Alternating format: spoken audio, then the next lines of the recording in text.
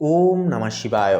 নমস্কার প্রিয় দর্শক বন্ধুগণ, তুলা রাশি তথা তুলা লগ্ন অনুসারে আগামী 7ই জানুয়ারি থেকে পুরোপুরি 12ই জানুয়ারি এই যে সময়কাল, এই সময়কালের মধ্যে কিন্তু আপনাদের তৃতীয়তম ঘরে অর্থাৎ যোগাযোগ এবং ছোট ভাই বোনদের স্থানে কিন্তু চতুষ্টয় যোগ সৃষ্টি হচ্ছে 4টি গ্রহের অবস্থানের সম্মেলনে, যার কারণে তৃতীয় ঘরে একান্তই কিছু পরিবর্তন আপনারা জীবনে কিন্তু লক্ষ্য করবেন।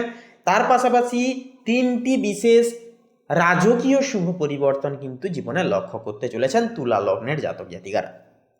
তো মেনলি আপনাদের রাশির সাপেক্ষে অর্থাৎ ধনু রাশিতে কিন্তু গ্রহের চতুষ্টয় যোগ, যেমন সূর্য, বুধ, মঙ্গল এবং শুক্রের একটা স্থায়িত্ব অবস্থান থাকছে, যা আপনার তৃতীয় ঘরে। জ্যোতিষশাস্ত্রের তৃতীয় ঘর হচ্ছে কি না, সাহস, যোগাযোগ এবং ছোট ভাই বোনদের স্থান। এখানে শুক্র আপনার রাশির অধিপতি গ্রহ মঙ্গলের সাথে অবস্থান করছে, যা অবস্থান করায় আপনার আত্মবিশ্বাস তুঙ্গে থাকবে। এই সময় আপনি এই সময় অত্যন্ত সৃজনশীল এবং উদ্যমী অনুভব করবেন নিজেকে। তবে সিংহ রাশিতে কেতুর অবস্থান আপনার একাদশভাবে অর্থাৎ লাভের স্থানে থাকায় বন্ধুদের সাথে কোনো কারণে ভুল বুঝাবুঝি একটা কিন্তু সৃষ্টি হতে পারে বা একটা দেখা দিতে পারে।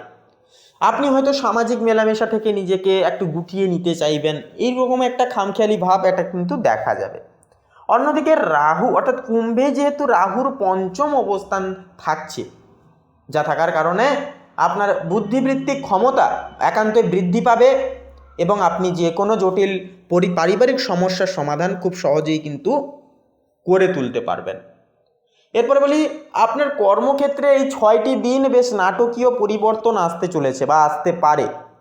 মিথুন রাশিতে বক্রী বৃহস্পতি আপনার নবম ঘরে অর্থাৎ ভাগ্যস্থানে অবস্থান করছে। বৃহস্পতি যখন বক্রী থাকছে এবং ভাগ্যের স্থানে থাকে, তখন এটি কিন্তু পুরনো কোনো অসম্পূর্ণতা কাজ বা ফেলে রাখা পরিকল্পনাকে আবারও সামনে নিয়ে আসে। হয়তো আগে কোনো প্রজেক্ট ব্যর্থ হয়েছিল, সেটি কিন্তু এখন সফল হওয়ার একটা দুর্দান্ত সুযোগ আসবে। কর্মক্ষেত্রে অবিনশ্বর ধনু রাশির সূর্য এবং মঙ্গল আপনাকে অত্যন্ত পরিশ্রমী করে তুলবে। বস বা ঊর্ধ্বতন কর্তৃপক্ষের সাথে কথা বলবার সময় বুধ ও মঙ্গলের যে একটা সংযোগ থাকছে, যা থাকার কারণে আপনি কিছুটা তর্কেও জড়িয়ে পড়তে পারেন।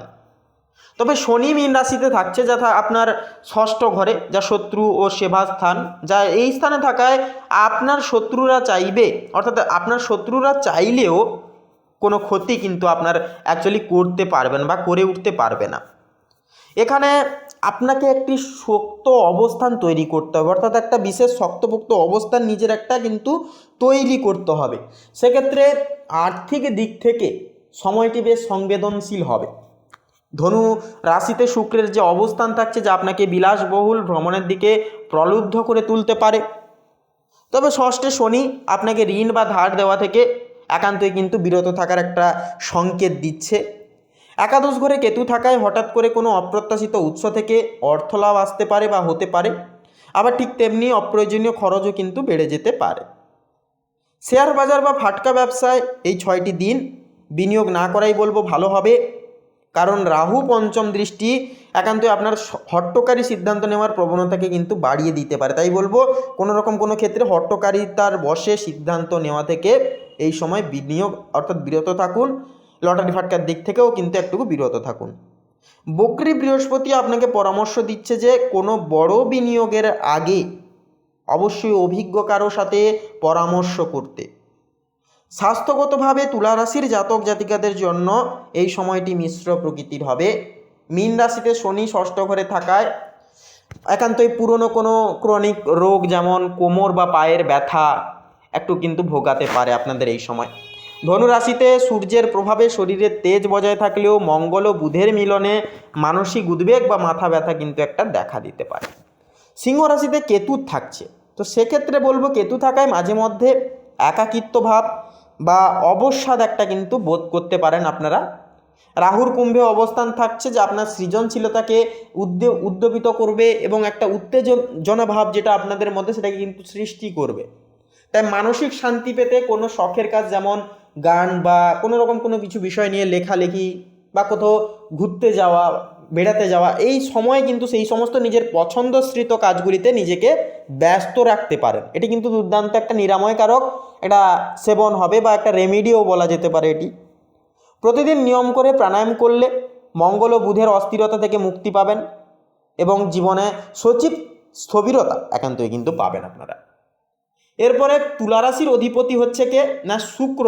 সেহেতু শুক্র কিন্তু সেই ধনু রাশিতে মঙ্গলের সাথে যুগ্ম অবস্থানে কিন্তু অবস্থান করছে, যা আপনার প্রেম জীবনে রোম্যান্স এবং উদ্দীপনা দুইই বাড়াবে। আপনি যদি অবিবাহিত হন তবে এই সময়ের মধ্যে কারো প্রতি তীব্র আকর্ষণ অনুভব করতে পারেন।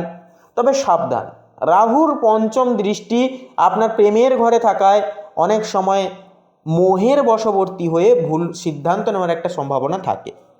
দাম্পত্য জীবনের ক্ষেত্রে সপ্তমপতি মঙ্গল তৃতীয় ঘরে থাকছে, যা থাকায় জীবনসঙ্গীর সাথে ছোটোখাটো ভ্রমণে যাওয়ার একটা যোগ কিন্তু বিশেষভাবে এই সময় তৈরি হচ্ছে। স্বামী স্ত্রীর মধ্যে বোঝাপড়া ভালো হবে। তবে বলবো বন্ধুরা, মঙ্গল ও সূর্যের সংযোগের কারণে ছোট কথা থেকে বড় বিবাদের একটা পরিণত হওয়ার চান্স থাকবে, যেদিকে একান্তই বলবো আপনাদেরকে একটুকু খেয়াল তথা সচেতন থেকে চলতে হবে। তো বন্ধুরা, এক কথায় বলবো যে তুলা রাশির জন্য 7 তারিখ থেকে জানুয়ারি মাসের 12 তারিখ এই সময়টি মূলত নিজের দক্ষতা প্রমাণের সময়। গ্রহের সমাবেশ আপনার সাহস বাড়াবে ঠিকই, কিন্তু শনি এবং কেতু একান্তই অবস্থান থাকছে, যার অবস্থান আপনাকে সংযত ও আধ্যাত্মিক হতে বলছে, একটুকু আধ্যাত্মিকতার দিকে একটু পদক্ষেপ নিতে বলছে।